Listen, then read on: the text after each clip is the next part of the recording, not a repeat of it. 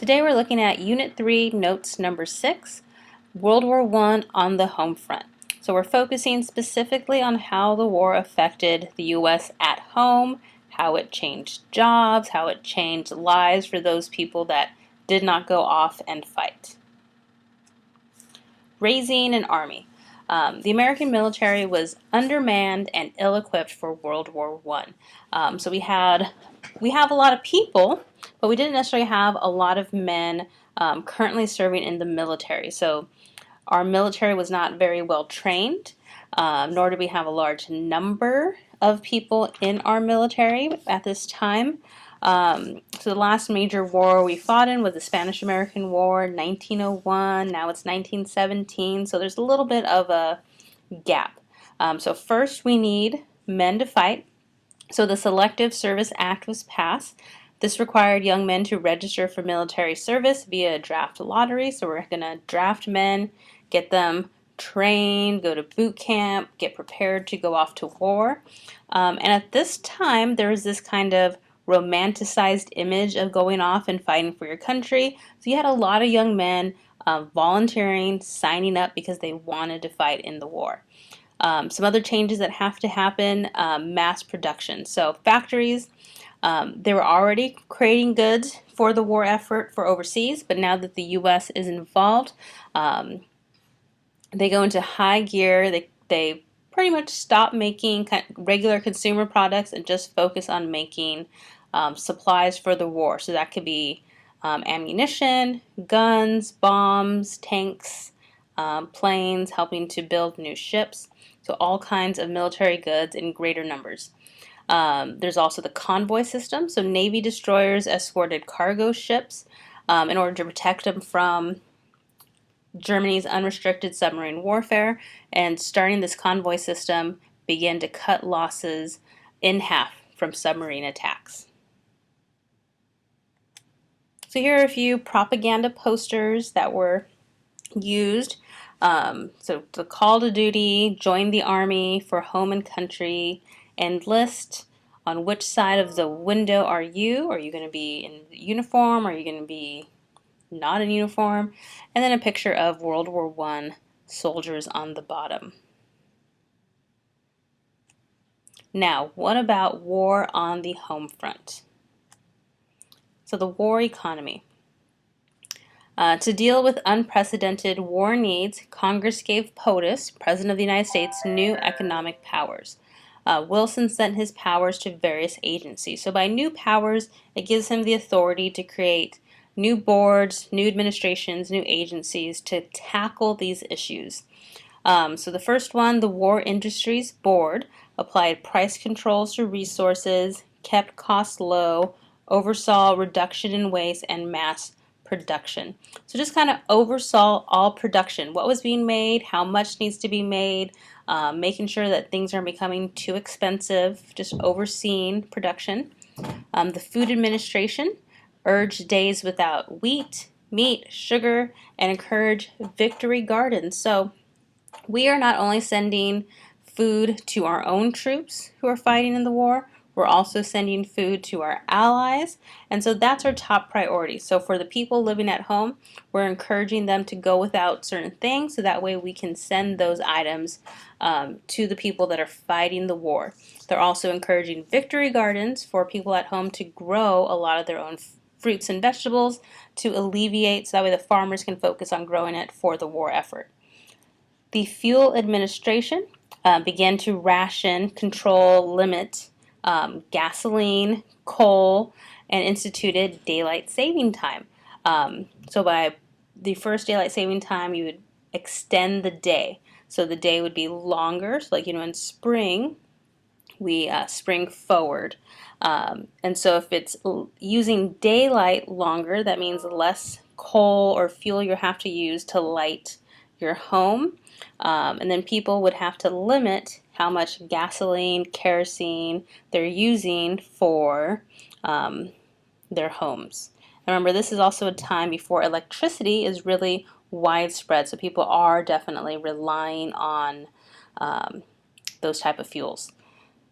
So the National War Labor Board This improved factory conditions, it banned child labor, settled labor disputes by threatening to send workers to war. So ultimately, they want to make sure that factories stay working, production stays high. They want to make sure workers are happy, so they do work with with the labor movement, but they also want to make sure that they're not demanding too much. Here are some more propaganda posters from the Food Administration. And so the whole goal of propaganda is to convince people to do something, whether you're trying to convince them that the enemy is bad or that they need to support a cause. In this case, it was like the conservation of food. So here at the top it says, "Food will win the war." We observe meatless days, wheatless days, porkless days to try to ration out the food. Your victory garden counts more than ever, encouraging individuals and communities to grow their own gardens. And this last one, "Food will win the war. You came here seeking freedom.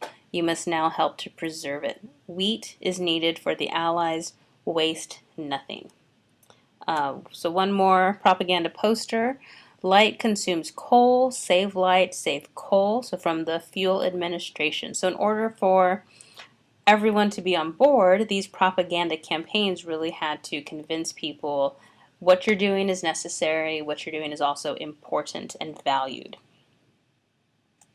So prosperity during the war. America grew enormously wealthy during the war. Corporations, high demand for war supplies meant high prices, big sales, huge profits, stock values rise thousands of percentage points. So because we had a huge production need, it meant that there were jobs available for everybody. People were working good hours, making good money.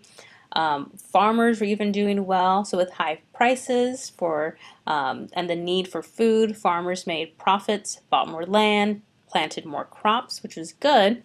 We'll see farmers get into trouble after the war because they don't adjust for the change. After the war, they don't need to make as much food, but they still are. So we'll talk about that in our 1920s unit. For the average American, wages rose, incomes rose, but prices were also becoming more expensive. So because we're focusing on making goods for the war effort, a lot of regular items are becoming more pricey. So ultimately, regular families did not benefit much. And so we're looking at this graph right here, shows kind of the graph of inflation. So that means prices going up, and then also income. So we see income rising, but pretty much at the same level as inflation. So we're making more money, but things are becoming more expensive. So it doesn't benefit too much. But then after the war, inflation continues, but then income begins to drop slightly. So also, we're going to look at attacks on civil liberties. So intolerance and suspicion. American society turned on its own and its constitution during the war. So usually during times of kind of these heightened paranoia, because we're at war, we have an enemy, people can get a little drastic. So first there was more anti-immigrant hysteria. So Eastern Europeans, particularly those of Germanic descent, face suspicion of treachery. They often face prejudice. So they were who we were fighting against. They're leading the aggression in the war. So, we have to paint Germany as our enemy. And so that also kind of leaks into just like regular people here of Germanic descent. So German music, food, books were often banned. Sometimes people changed their German-sounding last names. So instead of being Braun, they would go by Brown. Even the British royal family changed their name during this time period to not sound so German. So the Espionage and Sedition Act. The Espionage Act made it illegal to interfere with the war effort and the draft. The Sedition Act made it illegal to criticize the government, the flag, the Constitution, or the military. Many people claim that both of these acts violated our First Amendment rights of free speech, to criticize, to assemble. The government claimed that during times of war, they're allowed to take more action and so they existed while the war was going on. And both of these laws were seen to target socialists and also the labor movement. So here are some propaganda, or more like political cartoons and propaganda posters. The political cartoon is criticizing the Espionage and Sedition Acts. So you have a little fly right there, and this is Uncle Sam, and he gets a hammer to smash it. And so the idea is criticizing that while there may be small problems with people openly criticizing the government or our involvement in the war, the Sedition Acts were too drastic. Swat the fly, but use common sense. So propaganda posters, I pledge allegiance and silence about the war. Somebody blabbed, button up your lips. Don't talk about ship movements. Don't talk about war production. So another political cartoon criticizing the Sedition Act. So the snake represents the sedition bills, but you can see it attacking these little children representing free press, free speech, and honest opinion, as gag rulers would have it. So people were openly critical about these bills. And lastly, minorities and women during World War I. Social change at home. Both African Americans and women were affected greatly by World War I. We see a lot of opportunities for both groups, particularly with jobs. And so we see a lot of African Americans leaving the South and moving to northern cities for these new job opportunities. This became known as the Great Migration. So they're moving to cities like Chicago, New York, Boston, Baltimore. They filled factory jobs. They were trying to flee racial discrimination in the South, agricultural servitude. Most of the jobs available to African Americans in the South were dealt with around plantation and farming, sharecropping, so it gave them different opportunities. Also, women in the workforce, because so many men were drafted, going off to war, they needed women to fill these jobs. So you see women working in factories. So with men away at war, women filled their factory jobs at lower wages. Their work in blue-collar jobs gave support and credibility to the women's suffrage movement.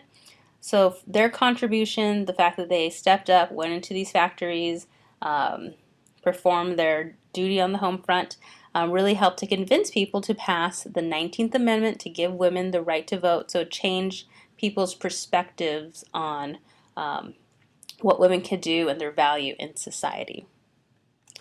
So this is the end of our notes. You want to make sure you have done your summary, you filled in your notes handout, and also that you've covered any key terms that we talked about in the notes today.